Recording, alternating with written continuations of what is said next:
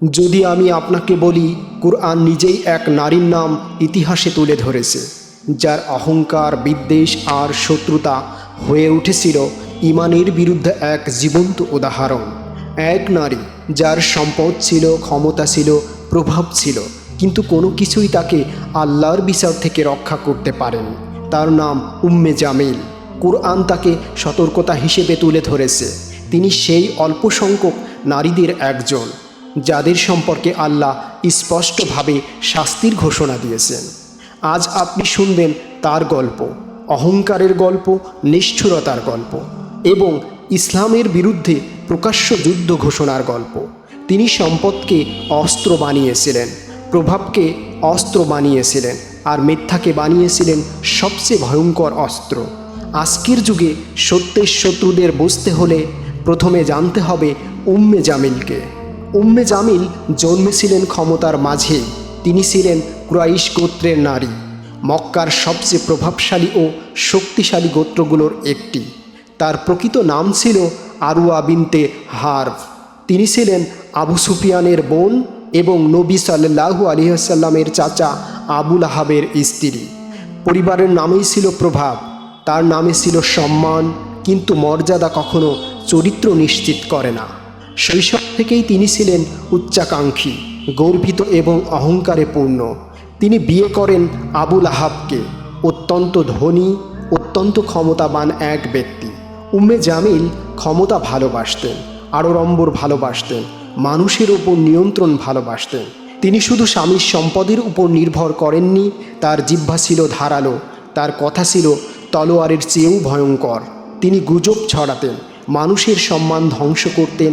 মক্কার নারীরা তাকে নিয়ে ফিসফিস করত, পুরুষেরা তার প্রভাবকে ভয় পেত। তার অহংকার বাড়তে থাকলো, তার দুনিয়া ঘুরত শুধু ক্ষমতা আর মর্যাদার চারপাশে।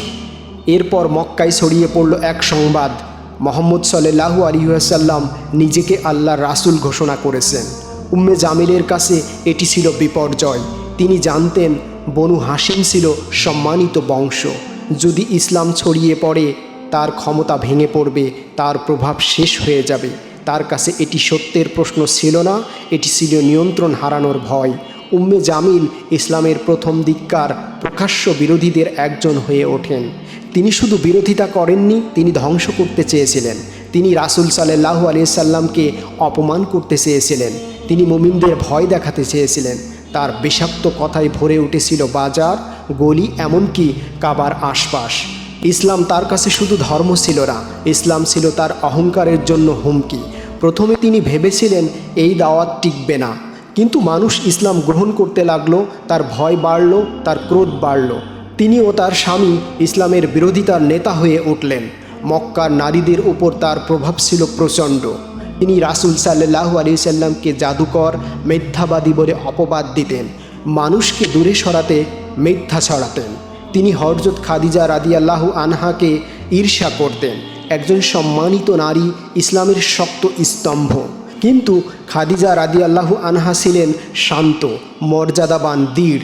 তার ঈমান উম্মে জামিলের ঘৃণার চেয়েও শক্তিশালী ছিল।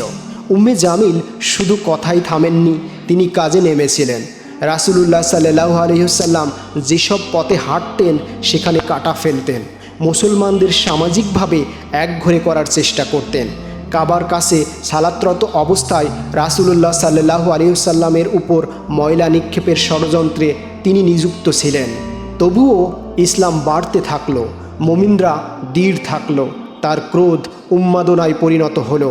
শেষ পর্যন্ত আল্লাহ নাজিল করলেন সূরা আল মাসাদ। আবু লাহাব ও তার স্ত্রীর বিরুদ্ধে স্পষ্ট ঘোষণা, আবু লাহাবের 2 হাত ধ্বংস হোক, সে নিজেও ধ্বংস হোক। তার সম্পদ ও অর্জন তার কোনো উপকারে আসেনি, সে জ্বলন্ত আগুনে প্রবেশ করবে। তার স্ত্রী যে কাঠ বহন করে, তার গলায় থাকবে খেজুরের আঁশের দড়ি। এটাই ছিল আল্লাহর চূড়ান্ত রায়। উম্মে জামিল ক্ষিপ্ত হয়ে উঠলেন। তিনি একবার বড় পাথর হাতে নিয়ে মসজিদুল হারামে গেলেন। আল্লাহর কুদরতে তিনি রাসূলুল্লাহ সাল্লাল্লাহু আলাইহি সাল্লামকে দেখতে পেলেন না। তিনি আবু বকর রাদিয়াল্লাহু আনহুর কাছে চিৎকার করলেন এবং অপমান করে চলে গেলেন। তার সম্পদ, তার ক্ষমতা সবই তখন মূল্যহীন। আবু লাহাব পরে ভয়ঙ্কর রোগে আক্রান্ত হয়ে একাকী মৃত্যুবরণ করেন। মানুষ তার কাছে যেতে ভয় পেত। উম্মে জামিল তার সব হারাতে দেখলেন। তিনি একা হয়ে গেলেন। অহংকারী নারীটি অসহায় হয়ে পড়ল। তার মৃত্যুর ব্যাপারে ঐতিহাসিক বর্ণনা ভিন্ন ভিন্ন, কিন্তু এক বিষয়ে সবাই একমত, তার পরিণতি ছিল অপমানজনক। আল্লাহর কথা সত্য হয়েছিল।